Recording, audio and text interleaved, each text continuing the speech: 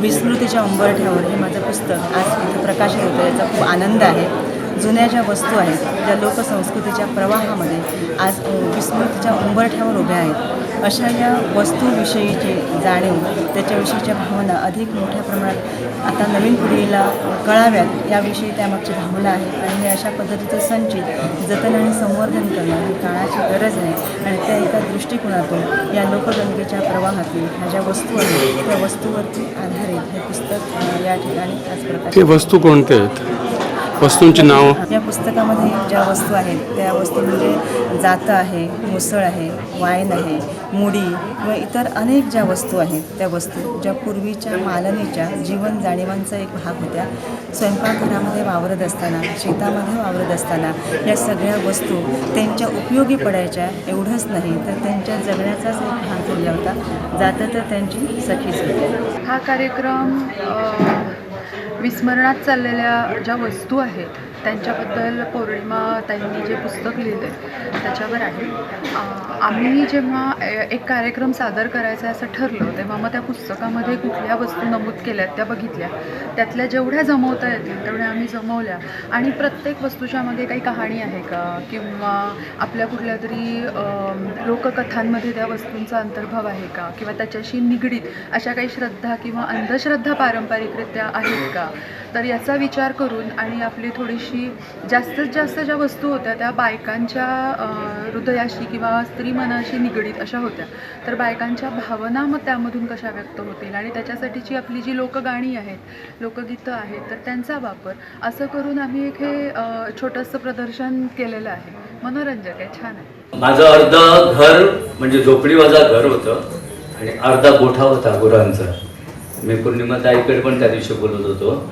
आमच्या घरात फारसं लहान लहान वासरं वगैरे आमच्या अंतरुणात आम्ही त्यांना पकडून झोपायचो. आमच्याकडे 2 जोतं होती, शेतीमध्ये काम करायचो आम्ही. सगळ्या गोष्टी मला आठवल्या आणि काय बोलायचं होतं ते मी कळलं की नाही. आणि त्या स्वतः राज्यमातून म्हणा, रामायण सुद्धा, महाभारत सुद्धा अशा लोकगीतामधूनच जिवंत राहत इथपर्यंत पोचलेला असं मला वाटतं. तर तुम्ही लेखकांनी, चित्रकारांनी सुद्धा आमच्यासारख्या, आम्ही लहानपणी गुरांना घेऊन जंगलात जायचो, चरवायला न्यायचो त्यांना. जाताना आम्ही कांबळ घेऊन जायचो बरोबर. पाऊस आला की ती कांबळ डोक्यावर घ्यायचो, पाऊस थांबला की तीच कांबळ घ्यायची, ती झाडायची, ती गवतावर, हिरवेगार गवतावर टाकायची, त्याच्यावर बसून अभ्यास करायचो आम्ही.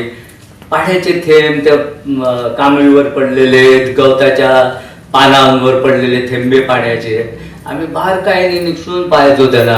म्हणजे एवढी म्हणजे काय म्हणतो आपण त्याला, एवढ्या गोष्टी समजतात ना. आताच्या शहरामध्ये राहणाऱ्या त्यांना चिरमुले किती, चिरफुटा किती किंवा कांटा किती, मागीर ते जगमा किती हे कळटले कळचे ना. कोणाकूच कळचे ना. पुस्तकामध्ये लिहायचं असेल एखाद्या समजा कसल्या फळाबद्दल, जंगली फळाबद्दल लिहायचं, त्यांनी कधी पाहिलेलीच नाही ती फळं, तर कसे काय लिहिणार. बरोबर. या माध्यमातून आताच्या पिढीला तरी कळेल की गोवा आमचा खरा, आणि खरा गोवा मी एवढ्यासाठी म्हणतो. आता जो मॉडर्न झालाय सगळा, आणि जाईल तिकडे कचरा, प्लास्टिक, घाण सगळी. आपल्या गावामध्ये बघा, कधी तुम्हाला कचरा सापडणार नाही. मगाशी जे नाट्य आपलं इथे सगळं सादर केलं या सगळ्या भगिनींनी, तर त्याच्यामध्ये दिसत होतं का प्रत्येक गोष्टीमध्ये त्या महिलांचा एक पुढाकाराची रोल होता. प्रोएक्टिव्ह आपण ज्याला इंग्रजीमध्ये म्हटलं जातं. तर अशी भूमिका सगळ्यांची दिसत होती. आणि मग ह्या त्याही काळामध्ये 8000 वर्षापूर्वी पण मग जो मनुष्य, त्याच्यामधला मनुष्य होता तो शिकारीला जायचा टोळ्या, आणि त्याचा सगळा संघर्ष त्या काळात सुरू असायचा. आणि महिलांकडे जे काम होतं तर ते महिलांकडचं काम होतं की नव्या मुलांना जन्म देणं आणि त्याच्यासाठीचं अन्न आणि याच्यासाठीचं सगळं संशोधन करणं. आणि त्यावेळेस मग जंगलामधल्या अनेक गोष्टी त्यांच्या लक्षात आल्या की ते याचं हे बियाणं जर टाकलं तर ते आपल्याला वापरता येऊ शकतं. त्या ठिकाणी गोवा तसं खूप रसिक सगळ्या लोकांचं राज्य आहे. इथं फिल्म ॲप्रिसिएशनचे पण अनेक कार्यक्रम होत असतात. तर त्याच पद्धतीने पुस्तकांच्या बुक ॲप्रिसिएशनचं म्हणजे पुस्तकांचं जर रसग्रहण करण्याचा जर एक असा उपक्रम जर त्याच्यामध्ये आपण जर असेल आणि सुरू केलेला करणार असाल तर त्याच्यामध्ये ह्या पद्धतीची जे काही पुस्तकं आहेत तर त्याचं खूप वेगळं महत्त्व त्या कार्यक्रमाच्या निमित्तानं स्पष्ट होईल असं मला वाटतं.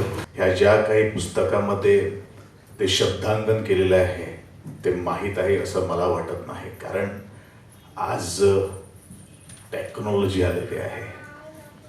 मुलांना आज माहीत असणार फक्त मोबाईलवर ते काय आहे तो शब्द टाकला की डाउनलोड होत आहे, फक्त ह्याच काही गोष्टी मुलांना माहीत आहेत. मला वाटतं पौर्णिमाताई केरकरने अत्यंत स्तुत्य असा उपक्रम हा राबवलेला आहे. ते पेशाने प्राध्यापिका आहे आणि येणाऱ्या 100 वर्षात आपण काय सोडून जायचं आहे त्याने पूर्णपणे अभ्यास करून हे पुस्तक मला वाटतं संबंध गोव्यातच नव्हे तर भारतासाठी हे दिलेलं आहे. खूप मोठी गोष्ट आहे. किंवा ह्या निसर्ग ज्या वेळेला आपण म्हणतोय त्या निसर्गात पण वाढलोय, त्या निसर्गामध्ये आपण श्वास घेतलेला आहे. आणि शिक्षण शेवटी काय असतं? शिक्षण म्हणजे जीवनामध्ये लागणाऱ्या वस्तू किंवा जीवन माणूस कसा जगू शकतो या सगळ्या गोष्टी फक्त शिक्षणामध्ये येतात.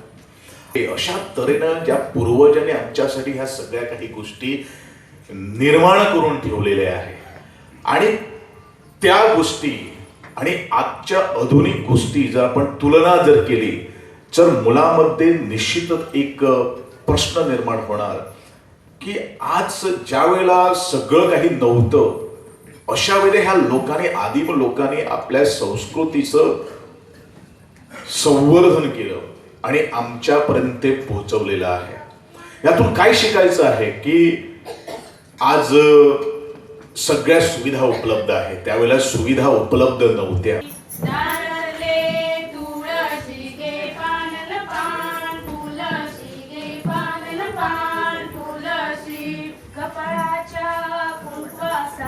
किती लोक वनवासी गे, किती लोक वनवासी.